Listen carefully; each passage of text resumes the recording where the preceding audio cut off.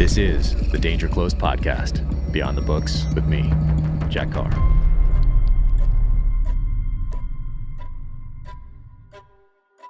Welcome to the Danger Close podcast, an Ironclad original presented by 6 Hour.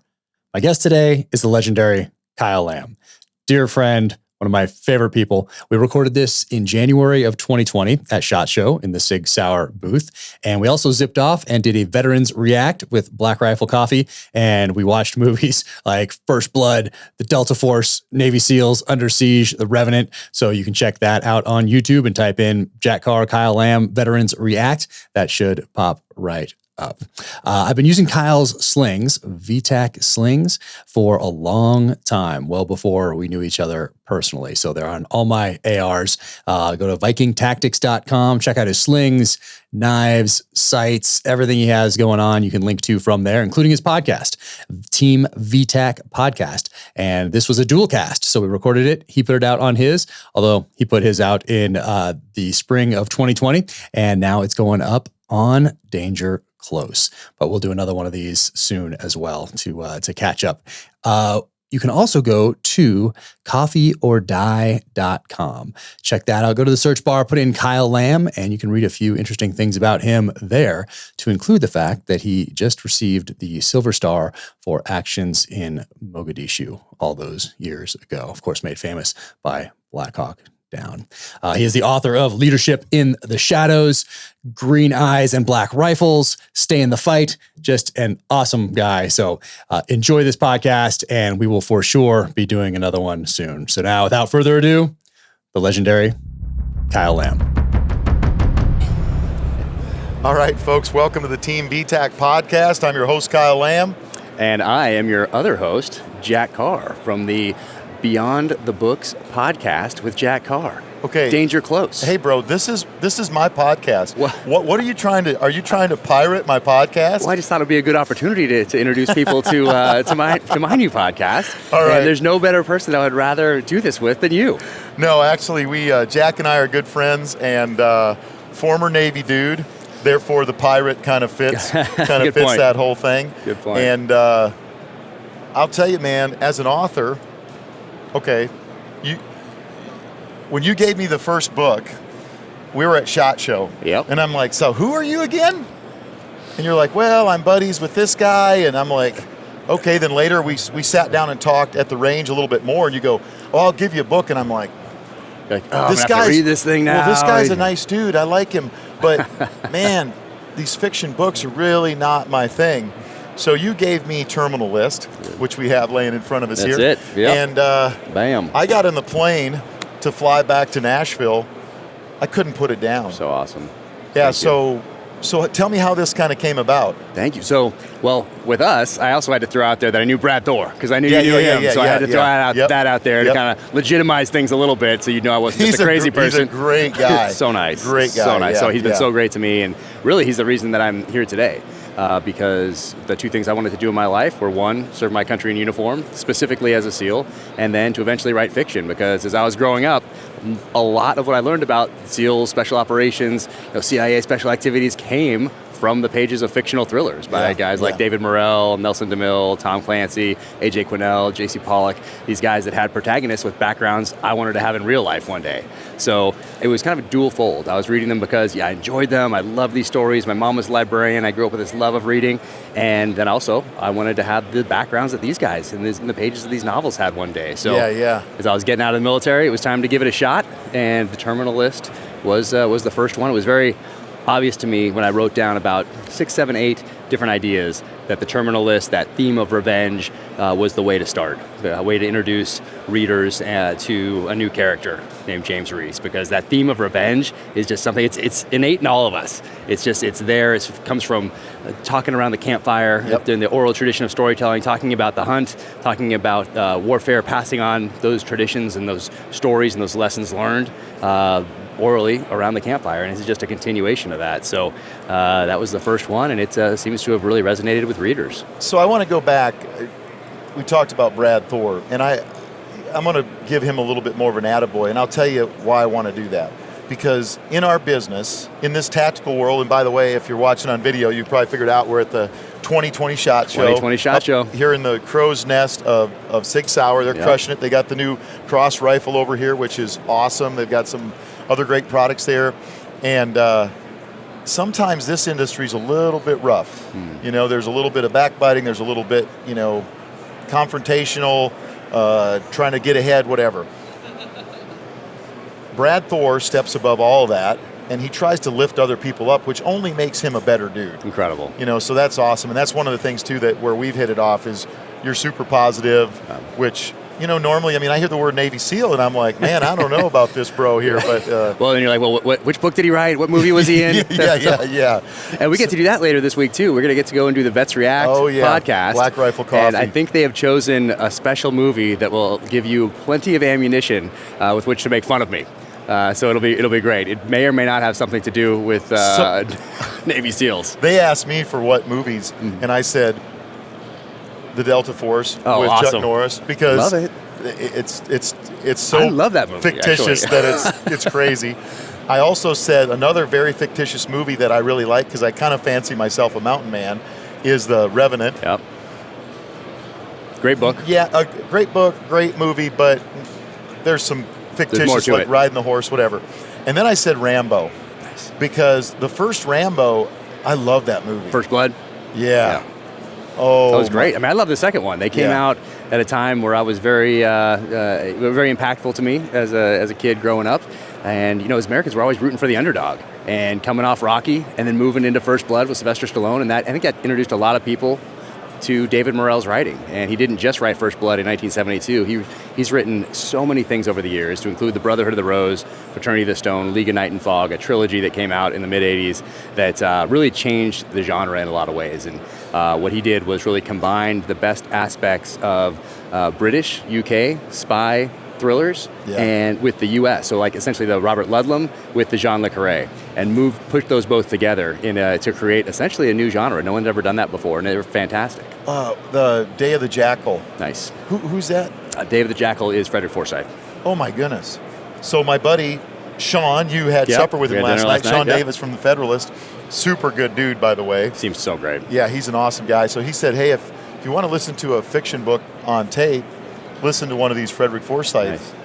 So I listened to a couple of them, and oh my goodness, great. And I enjoyed listening because the folks that are reading them are really good with what they're doing. But I actually like a book in my hand. Yeah, I do too. That. I think a lot of people today, with these different platforms we have that weren't available to authors or people in this industry 20, 30 years ago, people that like to engage via podcasts and on Instagram are the same people that like to listen to audiobooks. Yeah. I think there's a lot of overlap right there. Well, I started listening to more audiobooks because I realized I was listening to some podcasts that weren't making me a smarter person. So I wanted to listen to something different that, you know, I want to get something out of this. Let's see what I get. And there's still some podcasts I listen to, Constitutionally Speaking. Oh, nice. I don't know those guys, but their podcast is good. You learn something.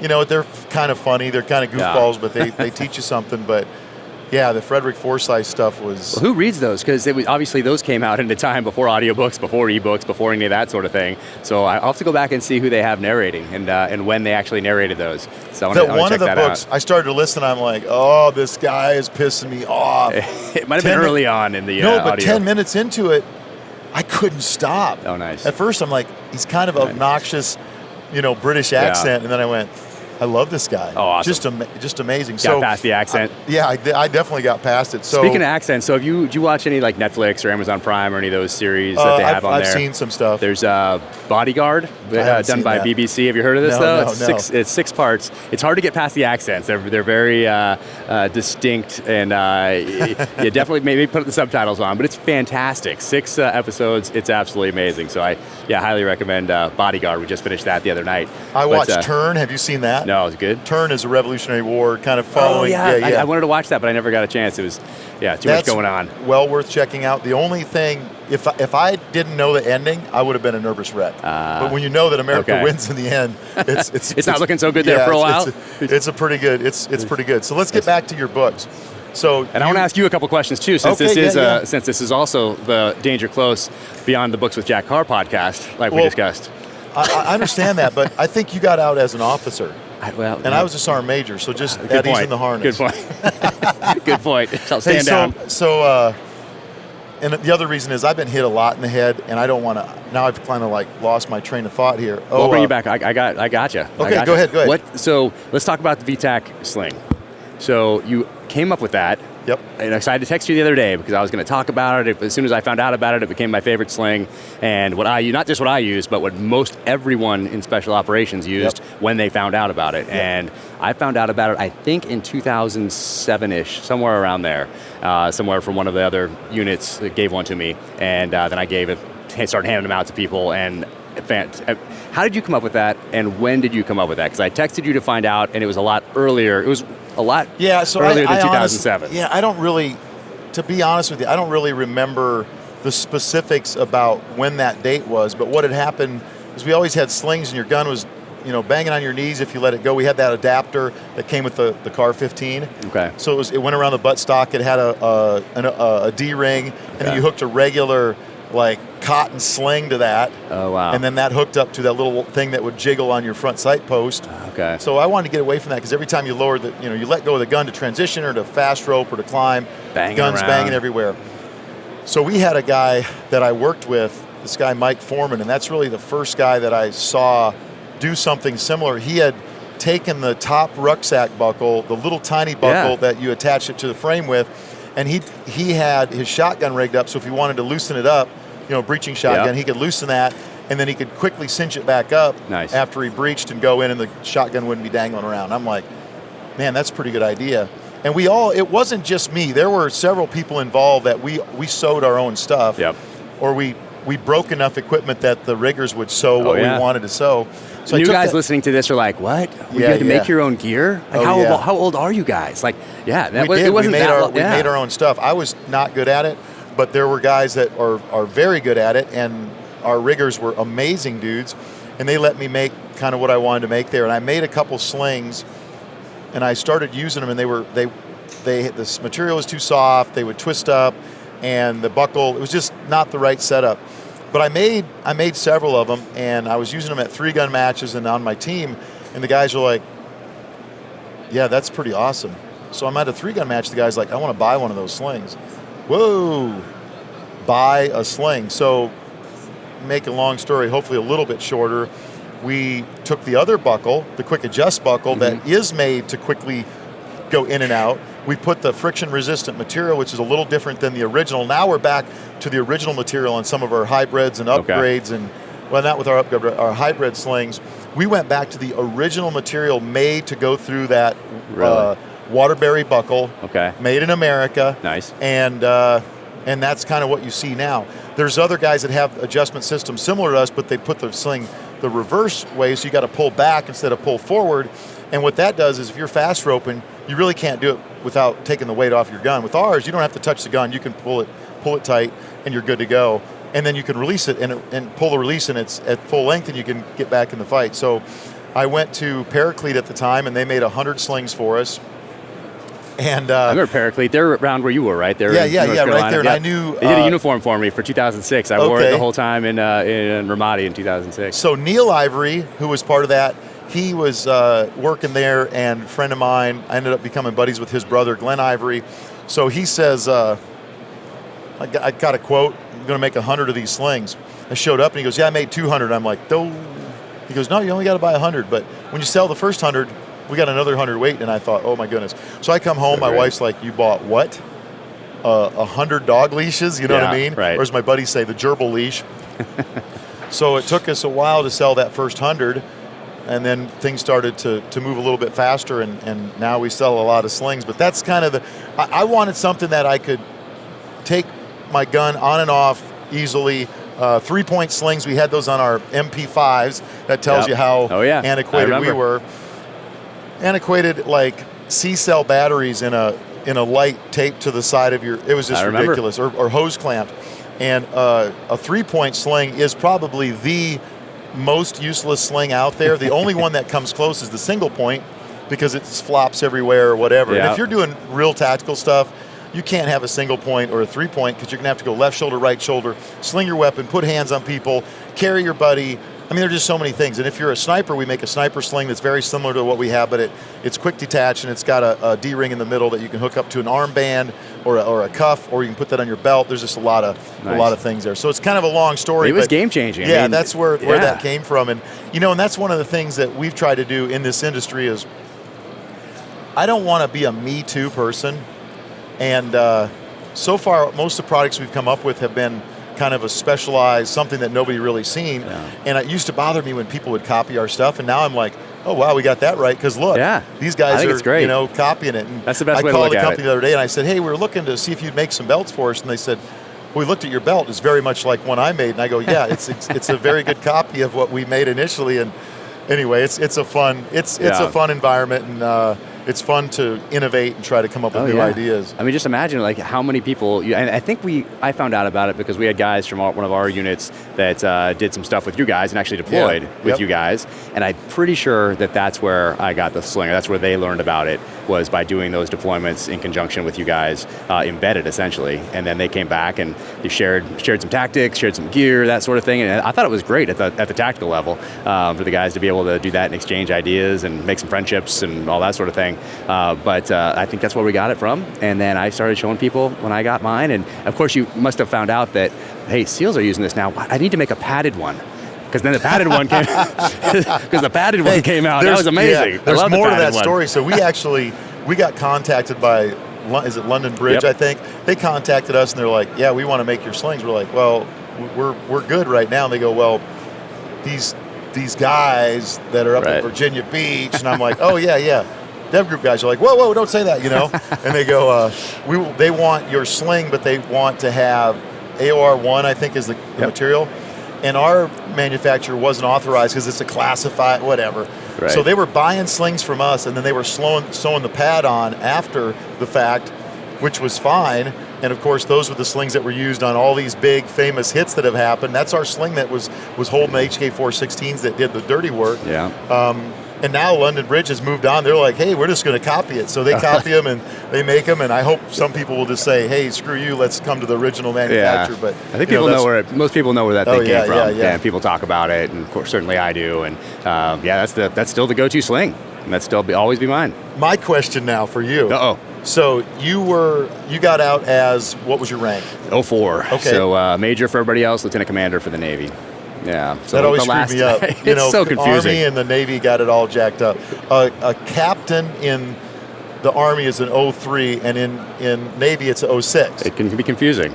So we're talking to these guys, and they're like, I'm a captain. And you're like, oh, hey, bro, go pick up Go pick up Take the out trash, the garbage, And they're like, slow your roll there. You know what I mean? So one of the things about your books, and we've talked about this, there's good and bad no matter what you do. If I was you, I'm going to give you some advice. Yes, I'm going to write it down. If you impress me, because I'm like you, I think you're doing the right thing. Because when I read your books, I love the detail. And one of the things we've talked about is sometimes you have too much detail, and some people are like, hey, just get on with the story. Don't listen to those people. Right. Don't listen to them. The books are awesome. When I read about the cat, and I'm going to give away something here. The dude driving down the road, and he builds his hide sight, and he shoots him with basically a hunting rifle in his car as he comes. Oh my goodness, I couldn't. I'm getting goosebumps right now because I've wanted to do that. There's people I've wanted to go out. I think that's why it resonates with people, because everybody has someone they want to shoot. Yeah. Everyone has their list. So, have you ever done any of the masterclass stuff? No. The videos. So I decided I would check that out. And I listened to a couple of the writers. Me too. And one of the things that resonated with me, and it wasn't all the writers, but the writers that I realized I enjoyed more, here's what they said, and this is what hit me, because I'm writing a fiction right now. Oh yeah. We'll probably talk about that. I love it. We'll probably talk about that a little bit, but they said, write what you want to read. Don't write a book so that other people are going to buy it. Yep. Write what you want to read. Absolutely. And that's some of the best advice that I've ever heard from a person that's in the writing world. Man, I put away like, hey, I don't care what you think. The book I'm writing, there's a lot of detail. I mean, you're going to know what gun this guy's. Oh yeah. You're going to know what's going through his head and all that. And I think that's why I mean, your book is just, they're amazing, man. I appreciate that. And I think for us, like when we see somebody out here on the floor at the range, just walking down the street, but what they're wearing, how they carry their pistol, what pistol they're carrying, what optic is on there, like all those things tell us something about that person without ever having a conversation with them. And same thing in these novels. I use these weapons, these tools as character development tools, so that's just the same way I would look at somebody and know a lot about them just by how they carry themselves and what gear they're using. Same thing in the novel. So for somebody else that does the same, I think it resonates there. And then also, as just a lifelong fan of reading and of this genre in particular, that's how I approached this. Was I didn't just all of a sudden decide, oh, I'm going to write this book. I better go back and read some of the history and read some of these guys in the 70s and the 80s and the 90s that got the genre where it is today. I'd already done all that. Like I grew up doing all that. So I had this foundation. I knew what I liked. I knew what I didn't like. And I'm not going to write something that I don't like to read, but with this foundation that I had from just growing up reading and essentially studying the art of storytelling through these guys that were essentially my professors, I got to write a novel that I wanted to read. And that's exactly what I did. And there's a bunch of us like reading it. So that's, awesome. You've hit a home run with that. I read a book by Stephen King on writing. Yep. Great one. And I got a lot in my brain from that. And I think that I've tried to take what he says about reducing the number of words so it's easier to read, but you still have to have, to me, the description. And one guy that I've been reading lately is C.S. Lewis. Okay. And with C.S. Lewis, and this sounds goofy, but the Narnia Chronicles are amazing because it's so clear and concise. And when you read it, you're instantly, you picture it, you're there, you know what it feels and looks and tastes and smells and all that. And that's what I've tried to do too. Like one of the gals that gets abducted in my book, she gets abducted right across the street from where we're at right now in Treasure Island by a Somali. Yeah. And I don't want to give away the book, but for some reason I have a soft spot in my heart for Somalis, and I've always wanted to give back to those people. Understood. And we're going to give back some lead. Yeah. Yeah. And that's another thing. I like in the book, I can use lead bullets. The Californians can't tell me that I got to use monolithics. Well, a giant condor might come down and start eating something and get a little piece of that in their system and then die. Such a bunch of crap, man. That's one of my pet peeves right now. 2 pet peeves. I think there might be more than 2. Okay.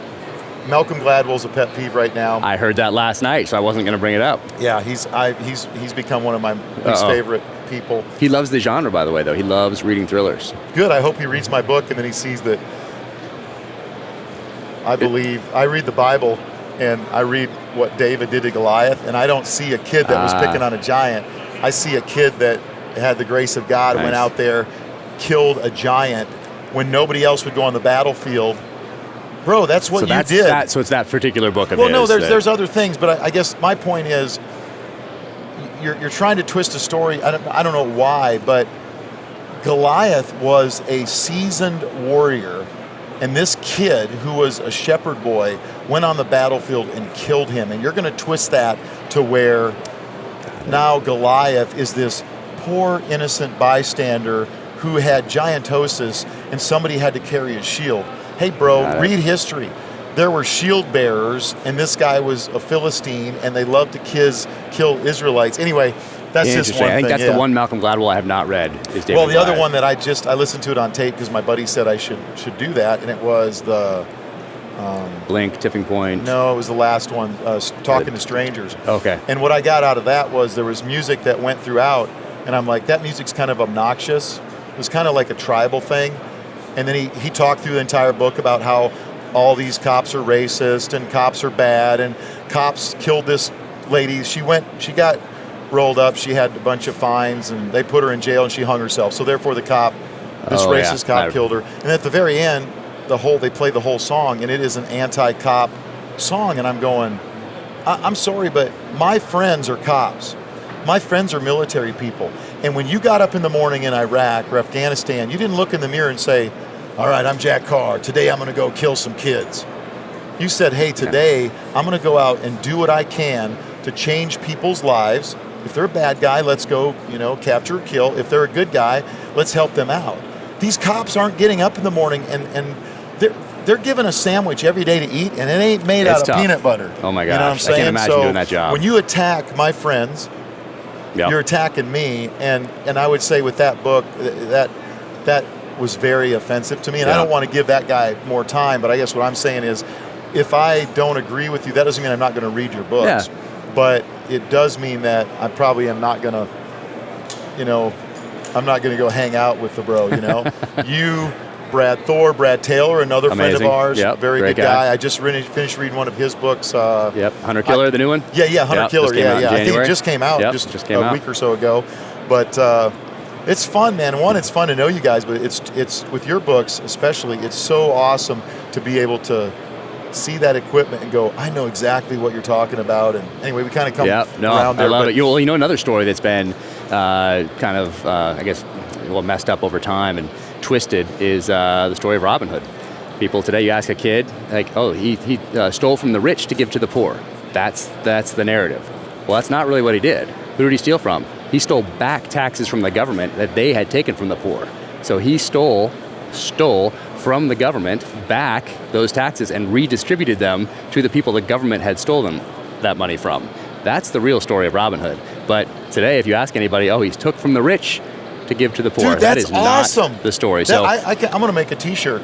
It's a good one, and I didn't come up with that myself. Ayn Rand talks about that at the end of Atlas Shrugged. So for those of you who have not read Atlas Shrugged or The Fountainhead, I highly recommend those. Those should be mandatory reading. I don't remember that in Atlas Shrugged. Yeah, at the end. You have to get all the way to the end. Yeah. But it talks about how that tale has been twisted over time, and it's very true. Let's talk about Ayn Rand. So she was Russian. Yep. And I think she wrote that book in like 1953. I think when the first one, Fountainhead, was in the 40s, late 40s, and then really the kind of the magnum opus of her theory of philosophy of objectivism is really encompassed in the pages of Atlas Shrugged, the second major novel, and that was in the 50s. Yeah. So when you read that, I tried to. We've talked about this. I picked that book up for years. It's a tough one to. Man, I got to read this because people always say you got to read this book. Right. I could not get through it, and then a year ago, I picked it up. Actually, I had it on my iPad. I couldn't stop reading. Yeah. And now there's some stuff I skimmed a little bit because there's some speeches that go on for a while. Oh my goodness, like a 65-page speech. There's a long one. Yeah. I know. Yeah. What's the guy? I forget if it's by John Galt or Hank Rearden. John Galt. Yeah. I forget who. I forget who's talking, but it's been a while since I read it. I need to revisit it. But when I read it, I must have read it 20-some years ago, and it stuck with me. And I read Atlas Shrugged first, and then Fountainhead. So typically I ask people, and she wrote it first, so it's not as clearly defined. Her theory isn't clearly defined in those pages, but it's fantastic. And I always ask people if they say, "Oh, I love the Fountainhead."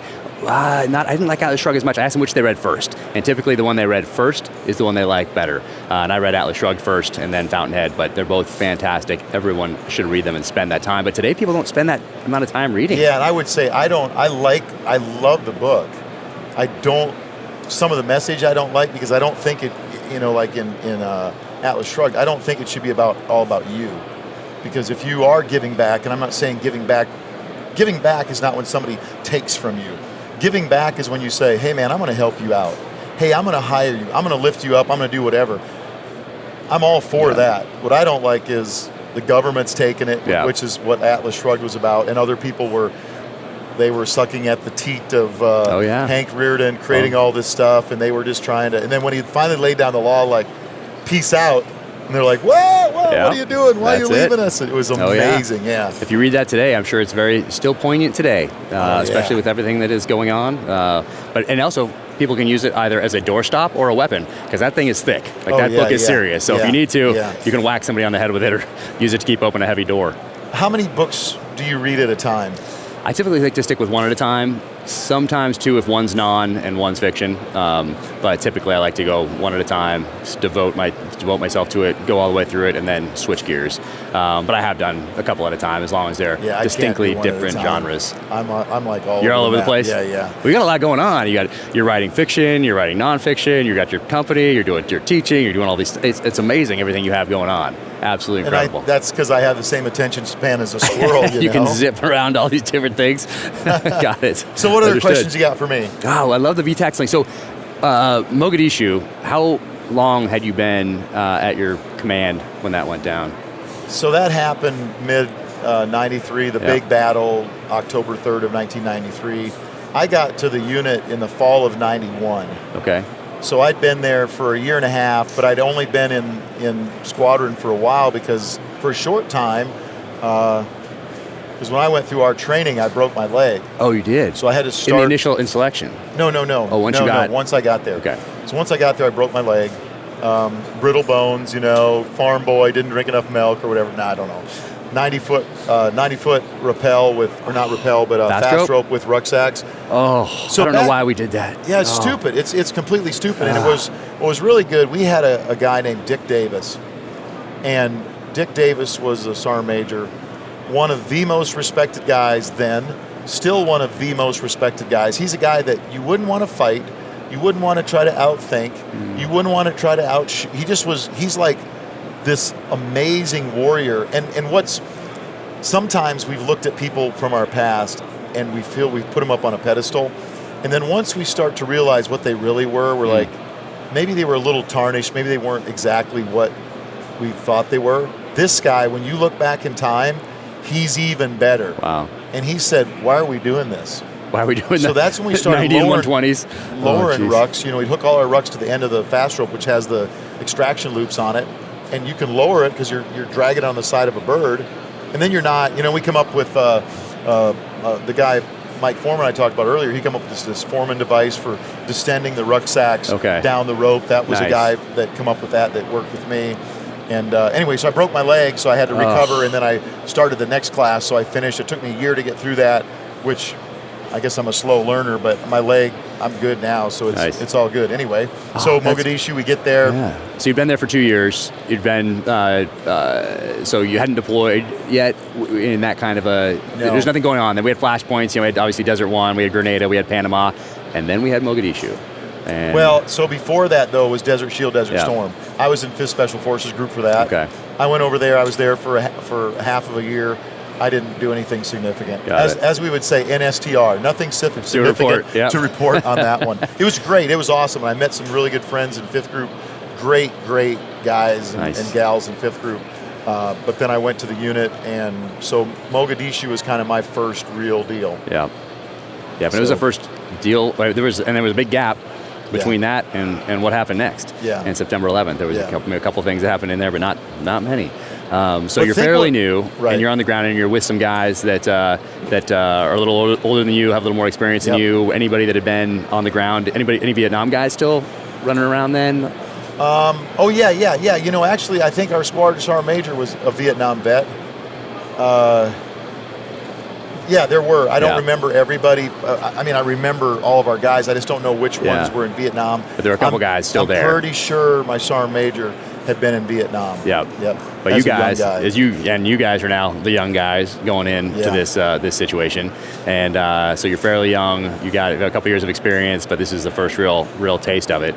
And then you come back, and there's a few years before something else big goes down. Yeah, though. When you think about Mogadishu, and I really don't like when people say, was that, your defining moment?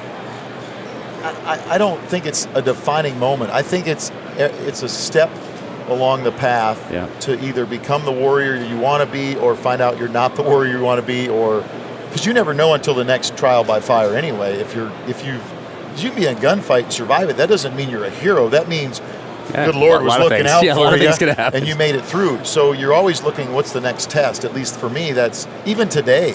The next hunt, the next fishing trip, the next how can I do it better? Project I'm going to try to tackle. So what I took away from that is, it did change my outlook. Shooting techniques, putting your other knee up so you got better support so you can make a shot. Smaller dots in our optics, putting our dot on a flat top. Always carrying your night vision goggles. You would have never went anywhere without your night vision goggles, ever. Nope. And a suppressor.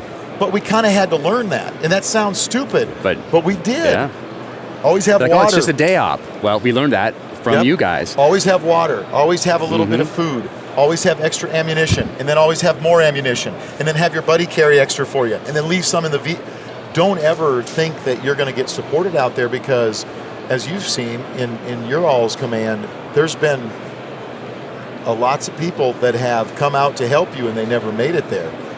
which is terrible, but that's combat. You don't know what's going to happen. I mean, we had birds getting shot down that came in, guys getting legs blown off up in helicopters that were trying to drop us stuff. Amazing. So we had to learn all that. And I think that what's upsetting to me is that when you go and talk about Korea, go read about Korea. There's a book,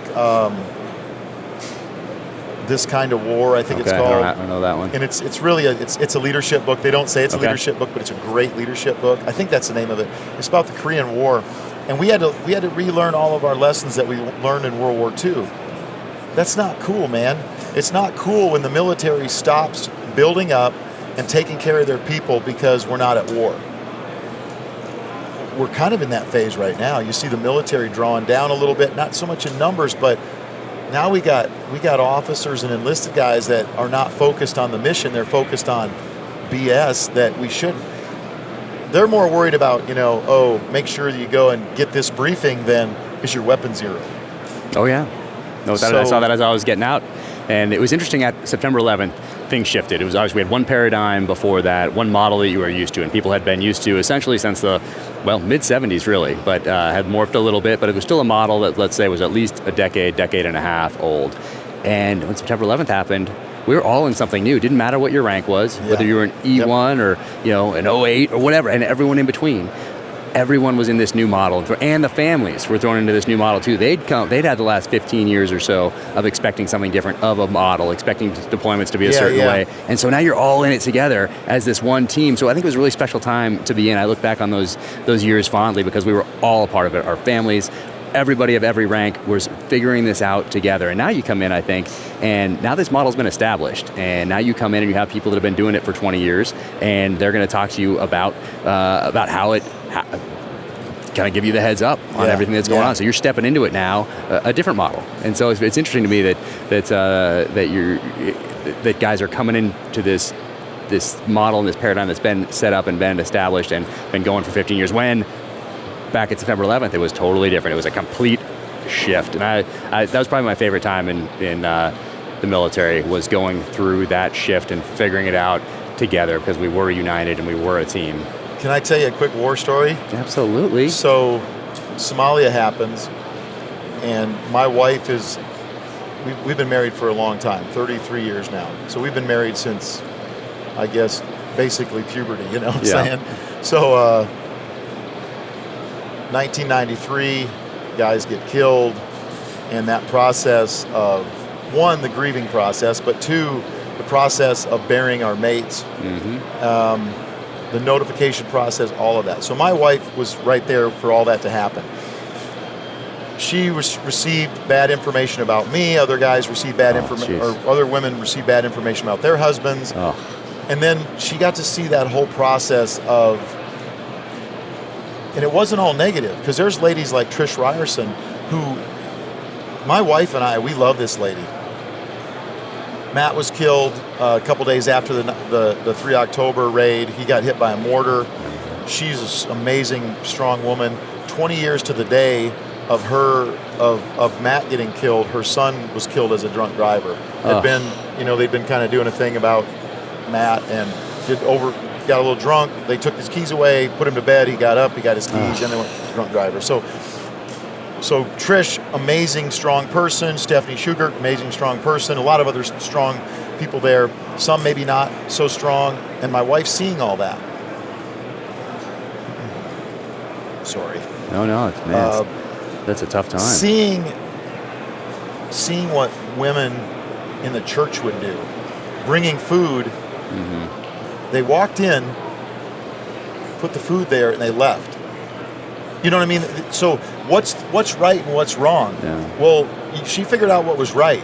You're there to support that family. Right. You're there. They're going to act ways you've never seen them act before. So we have to do the right thing, but we don't know what the right thing is to do. So she had a little bit of experience with that, and she also told me things that stuck in my brain. You know, like, I saw this, and she's like, don't ever do that. Wow. Don't ever be the guy that comes back and this is how you act. So fast forward 2005, I had 2 of my soldiers that were killed in Iraq. So my wife, she had her AAR, her hot wash in her head, and now she is the troop sergeant major's wife, and she's got to help go through that process. So I'm glad you brought up what you said, like our family's going through this. You know, I never, the guys that were killed with me in Iraq or in Somalia, I never buried a single one of them. That all happened before we got back. Wow. My wife buried every one of them. Wow. So that, to me, that's powerful. So when we're out there on the battlefield, we're like, oh yeah, I'm awesome, check me out. Dude, if you don't have a good support structure, and not just your wife, but your command in the rear, your unit taking care of what needs to be taken care of, I'm telling you, man, you can't be successful on the battlefield without. I always had peace of mind because I knew my wife was awesome. She's going to take care of this. Wow. And there's a gazillion wives out there that have done this, and husbands. You know, you got women that are deployed too, and I don't know how either one of them do it because my daughter has been deployed doing some stuff. I'm a wreck, man. I bet. I'm a total wreck, you know. So I'm glad you brought that up. The families are important, and for you guys that are out there watching or listening to this, I will tell you this: when you're old and somebody's got to wipe your butt, you know what I mean? You got a dribble cup or whatever. It ain't going to be your bros. Yeah. It's going to be your family. Yeah. So we got to take care of them, and sometimes we don't do that. I got a question for you. Speaking of that, so you did how many years? 20 to wake up. I like to say. So I did about the same, 21. If you see a guy or a gal, they're getting out of the military, what's the one piece of advice you would give them? I'd say make the life you want. That's almost that simple. It seems too simple, but make the life you want. That encompasses a lot, of course, but this is your one shot. This is your one shot. This is your one time on this ride, and you get to choose what you're going to do, how you're going to influence other people, what your legacy is going to be, if you're going to move that ball forward, or you can watch what other people complain about what they're doing, or wonder why you didn't get a good shake, or complain about the cards that you're dealt. Yeah, everybody's dealt cards, and you play them the best you can. Some people get a better hand, quote unquote better. Other people don't. And you know what? Larry Ellison said something, who started Oracle. He said something in an interview not long ago, and he said, they were asking him how he was so successful. He's, I think, the 6th richest guy in the world. And he said something like, I had all the ingredients necessary for failure, or something like that. Meaning that he had to fight for it. Like no one handed it to him. He had to decide what he was going to do and go after it. And so that's it. Yeah, make the life you want. That's and I guess there's another part to that, which is kind of my lifelong mantra was, and I think it came from Star Wars, Empire Strikes Back. Never tell me the odds, because if you listen to the odds of either operating where you did in special operations, making it through BUDS, getting a book published by a big publishing house, people will tell you, oh, you know the odds of that? You know the odds of making it through BUDS? Oh, well, I heard it's 80% quit. For me, that's all the thought I gave it. Everything else was focused on getting in as good a shape as I possibly could be, pushing myself as hard as I could so I would be mentally prepared. And then same thing in publishing. Was it Dumb and Dumber when the guy said, so you're saying there's a chance? Telling me there's a chance. That's it. About 1,000,000 to 1. Yeah. So you're telling me there's a chance. Yeah. I love it. Oh, yes, yeah. There's a chance. Yeah. But you got to put in the work. You have to put in the work. So, I didn't pay much attention to those odds, but I took all that bandwidth and focused it all on getting in good shape, not just getting in good shape, because a lot of people in great shape don't make it through these training programs, but studying my history, pushing myself, not just physically, but mentally in the outdoors. So I would be as prepared as I could possibly be. And then also putting things in context and looking at them relative to what others have gone through in the past has helped me a lot in life in general, but particularly in BUDS. I'll use that as an example. And I thought of all those guys that stormed beaches at Normandy, that did multiple island landings in the South Pacific in World War II. And then I thought, I'm just doing push-ups on the beach in Coronado, California. And someone's kicking some sand in my face, telling me I'm worthless. Maybe I'm on the edge of hypothermia. I'm a little hungry. It's a little uncomfortable. Yeah. But you know what? I am not running into an elevated machine gun position on a beach. Those guys gave me the opportunity to choose what I was going to do in life. They gave me the opportunity to be here on this beach in Coronado, California, doing these push-ups, following my dream. And you know what? This isn't as bad. I can do that 2-mile nautical swim. I can do that. So I thought about what people from the inception of this country up until today have done to give me the right to pursue my dream. So I think about that a lot, and I'm forever indebted to them. I try to talk to my kids about that a lot as well. People gave up a lot to give us the freedoms we have today. And you talk about the opportunities and the freedoms. As you said, everything's possible here. Both my granddads came from overseas. They were immigrants coming here, one from England, one from Sweden. And they made a good life, and our parents, you know, have made a good life, and now we're able to do what we're doing. And that doesn't mean it's all going to be easy. Yeah. And that doesn't mean you're going to, you know, get to eat eggs and bacon every day. Some days you might have to eat a little. You got to work. Yeah, eat a little something else. But you got to put in the work. Yeah, yeah. It helps to be smart. Yep. So first book, Terminal List. Yep. We've got True Believer. Yep. And the upcoming Savage Son. Savage Son. Yep. And Savage I told Son you in about April. my new book coming out called Savage Son of a Gun. That's right. We're going to kick off our book tours together. That's right. Yeah, I got this guy that's going to be in my book, and he actually has the same name as your protagonist.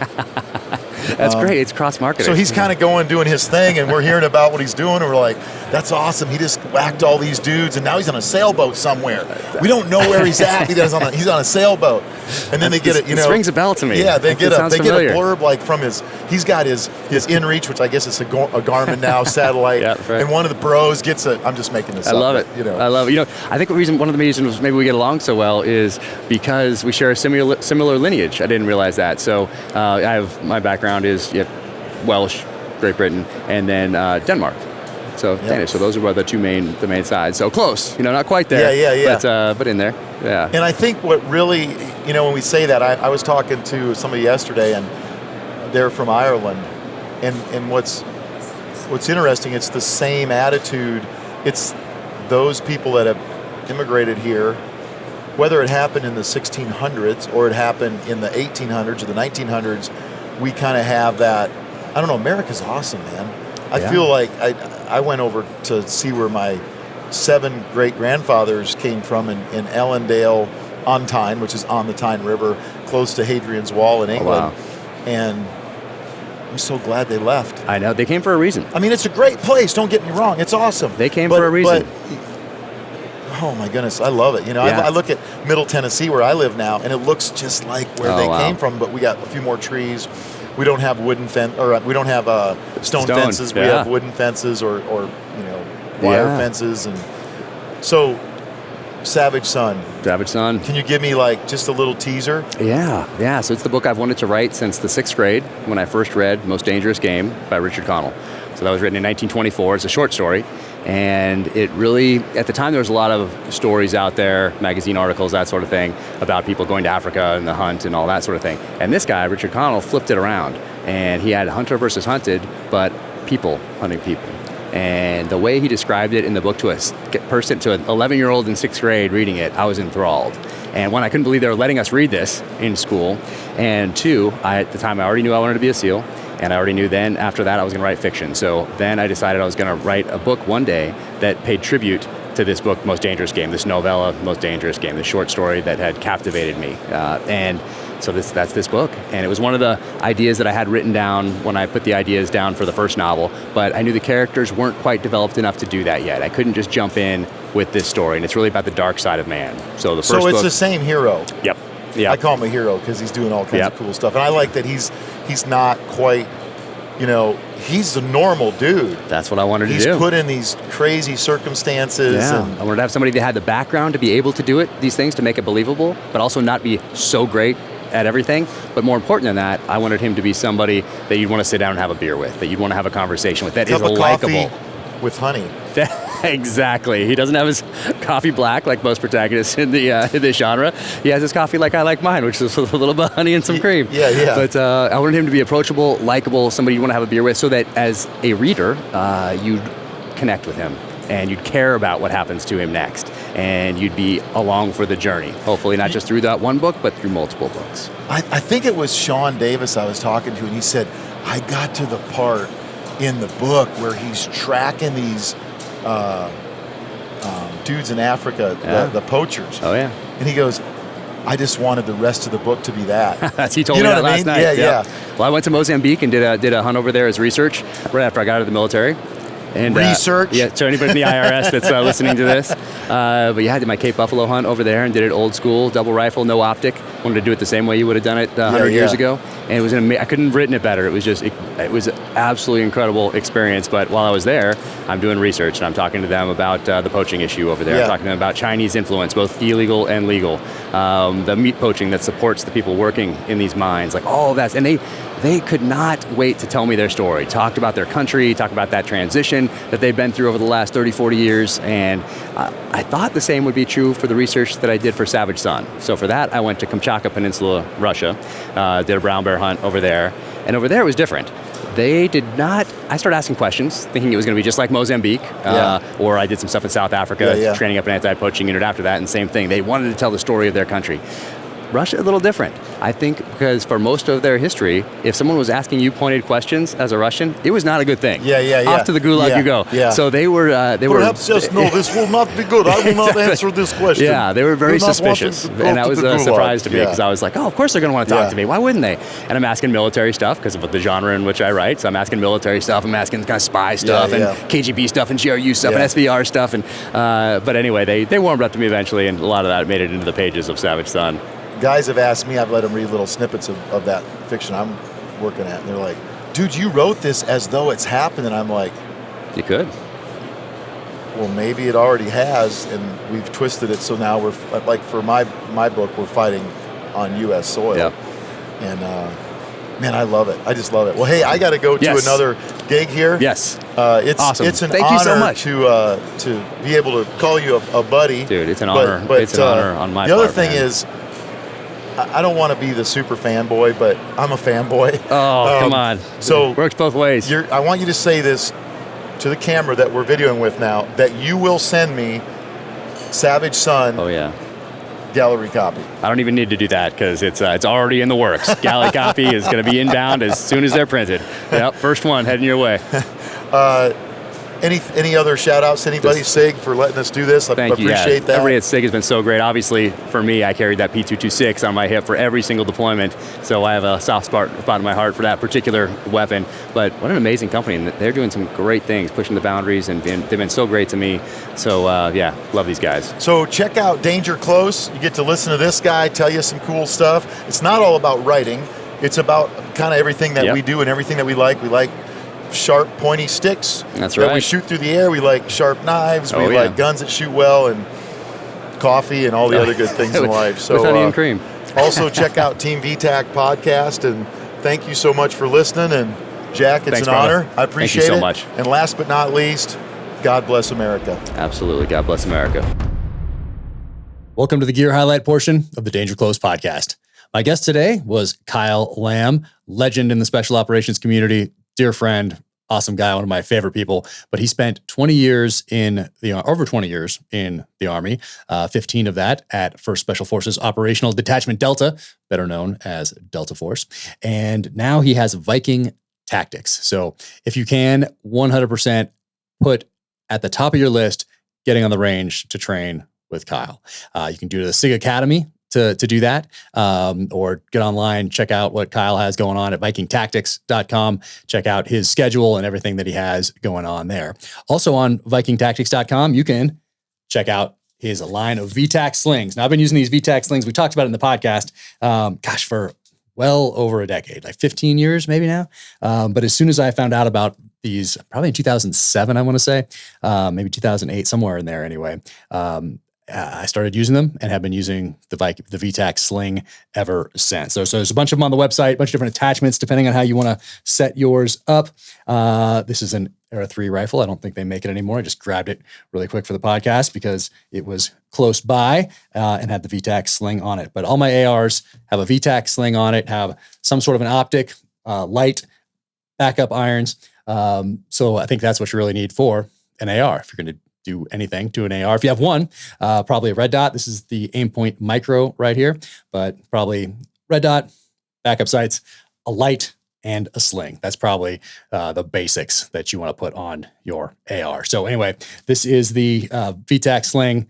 Awesome. If you're not running one, highly recommend you check out VikingTactics.com, go to the drop down, hit slings, and check out the VTAC slings. There's a bunch of options these days. So very cool. So awesome. VTAC slings.